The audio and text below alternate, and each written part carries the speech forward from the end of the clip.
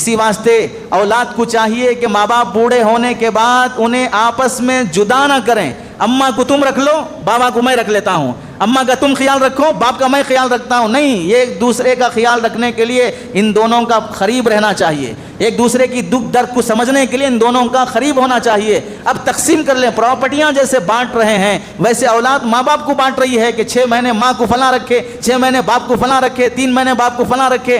اگر ماں باپ بھی بچوں کو ایسے ہی بانٹ دیتے کہ 6 مہینے میں پالوں گی، 6 مہینے تم پالو، 8 مہینے گورنمنٹ پالے گی، 8 مہینے GHMC والے پالیں گے، 8 مہینے فلاں اسکول والے پالیں گے، تو پھر انسان نہیں ہوتے، جانور کے بچے ہوتے. ماؤں نے جو شفقت سے پالا ہے، جو مشکلات میں سہارا دیا ہے، آج بچے بڑے ہونے کے بعد ان ماں باپ کو ڈیوائیڈ کر رہے ہیں.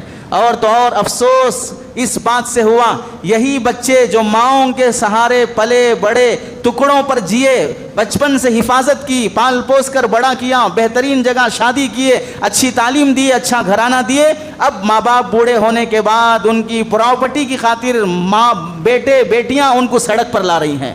بیٹیاں بیٹوں کے مقابلے میں ماں باپ سے زیادہ لگاؤ والی ہوتی ہیں، رحم کرنے والی ہوتی ہیں. ماں باپ کی کوئی بھی غم کی خبر سنے، بیٹے کے مقابلے میں بیٹی زیادہ تڑپ جاتی ہے. وہی بیٹیاں جنگل کی حیوان اور جانور بن جائیں اور پراپرٹی کی خاطر، گھر کی خاطر باپ کی ٹانگ توڑ دیں، باپ کو بے گھر کر دیں، کورٹ کچہری تک لے جائیں، اپنے باپ کا گھر ہڑپنے کی خاطر، لوٹنے کی خاطر وہ باپ کو بے گھر کر دیں. اور بوڑھا باپ اپنی ہی بیٹی سے اپنی چھت اور اپنا سہارا بچانے کی خاطر اسے پولیس اسٹیشن جانا پڑ رہا ہے، کورٹ کچہری جانا پڑ رہا ہے، چیف منسٹر کے پاس جانا پڑ رہا ہے کہ میری بیٹی قبضہ کر رہی ہے. لینڈ مافیا کوئی اب گنڈا اور درندہ نہیں ہے، کوک سے جنم لینے والی حرام قسم کے کام کرنے والی اولاد بن رہی ہے. اور یہ واقعات جب مسلمان سماج میں پیش آتے ہوں تو کس قدر شرمندگی کی بات ہے کہ آدمی جیتے جی اس کی پراپرٹی پر ملک کے وزیر اعظم کو بھی ہاتھ ڈالنے کا حق نہیں ہے.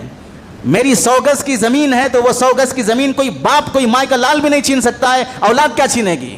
داماد کیا چھینے گا؟ بیٹیاں کیا چھینے گی؟ انسان اپنی محنت سے کمایا ہے، مرنے تک تو رہنے دو اس کے پاس. مرنے کے بعد خود بخود وہ وارثین میں منتقل ہو جائے گی. جیتے جی اولاد پراپرٹیاں چھین کر کھانا چاہ رہی ہے. کیسی اولاد ہے؟ کیسی تربیت ہے؟